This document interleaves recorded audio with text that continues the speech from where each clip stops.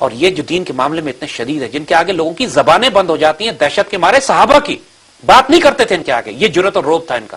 ان سے ایک عام آدمی، ایک بڑھیا سوال کر جاتی ہے کہ ہم آپ کی اطاعت نہیں کریں گے کہ جب تک آپ ہم کو یہ جسٹیفائی نہیں کریں گے کہ آپ کے پاس انکم ہم سے زیادہ کیوں آئی. Beyond your known sources of income والی بات تھی. آپ کا لائف سٹائل آپ کے انکم سے زیادہ ہے. اور بادشاہ ایک رول قائم کر دیا گیا کہ حکمران وقت کے خلاف مقدمہ نہیں کیا جاتا کہ عدالت سے وہ کہتے کہ عدالت میں جاؤ اور ثابت کرو کہ میں نے 2 چادریں کہاں سے لائی ہیں. حکمران وقت پر رول ڈیفرنٹ ہے. اس کی ذمہ داری ہے کہ ثابت کرے کہ اس کے پاس پیسے کہاں سے آئے ہیں. عام آدمی پہ الزام لگے کرپشن کا تو عدالت میں جا کے ثابت کرنا پڑتا ہے. جو حکمران ہوتے ہیں یہ ان پر واجب ہے کہ ثابت کریں کہ پیسے کہاں سے آئے، کسی عدالت میں نہیں جانا پڑتا. بڑا یونیک ایسپیکٹ ہے. بالکل دنیا کے کسی اکنامک جوڈیشل سسٹم میں اتنی بڑی اکاؤنٹیبلٹی، مطلب رول آف لا کی بات کرتے ہیں لیکن یہاں سے شروع کریں نا.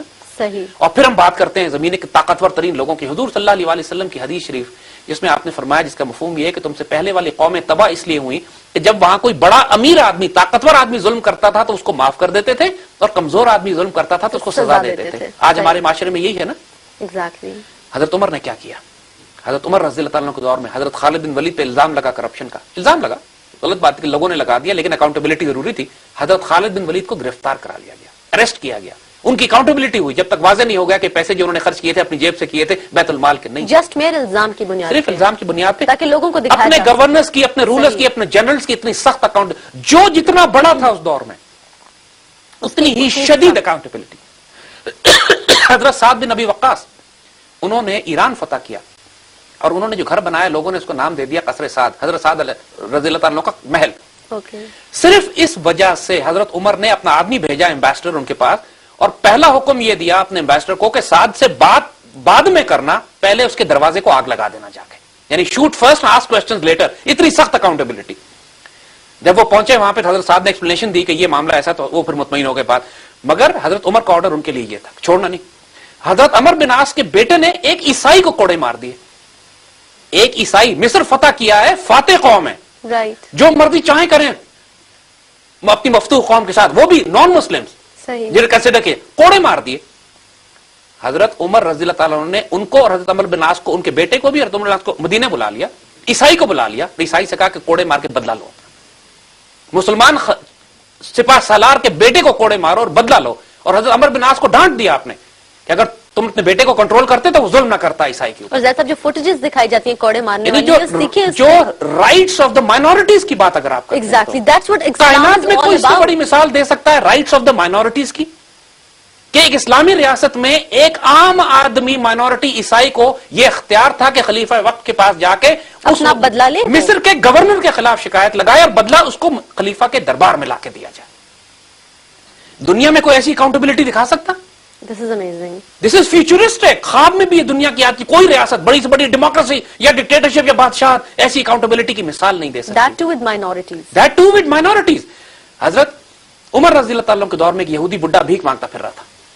یہودی بھیک مانگ رہا ہے، کون سی بڑی بات ہے. حضرت عمر نے اس گورنر کو خط لکھا اس علاقے کے کہ جب یہ جوان تھا تو آپ اسے جزیہ لیا کرتے تھے، اب یہ بوڑھا ہو گیا تو آپ اسے بھیک منگوا رہے ہیں، پینشن لگائیں. مائنورٹیز کو، غریب لوگوں کو پینشن لگانے کا سلسلہ حضرت عمر نے شروع کرایا. پوری مسلمان ملت میں جو غریب تھا، بیوہ تھا، یتیم تھا، کمزور تھا، پینشن لگا دی. سوشل ویلفیئر کا اتنا بڑا نظام جو آج دنیا قائم نہیں کر سکی، حضرت عمر رضی اللہ تعالیٰ قائم کر چکے. There's so much to learn in this. Incredible, fantastic, یعنی unbelievable. یقین نہیں آتا کہ یار، یقین کریں گے آپ، حضرت عمر نے اعلان کر دیا کہ ہر مسلمان بچہ جو 2 سال کا ہوگا، جب ماں سے دودھ پینا بند کرے گا تو اس کے بعد اس کا وظیفہ لگا دیا جائے گا، پاکٹ منی. ایک مرتبہ آپ نے دیکھا کہ کچھ بچے بچہ، ایک ماں ایک بچے کو دودھ نہیں پلا رہی، بچہ بھوک سے رو رہا ہے. حضرت عمر نے اس سے کہا کہ تم دودھ کیوں نہیں پلاتی، بچہ بھوکا پیاسا تمہارا. تو اس نے کہا کہ میں جان کے اس بچے سے دودھ چھڑا رہی ہوں تاکہ جب دودھ چھٹے گا تو اس کا وظیفہ لگے گا.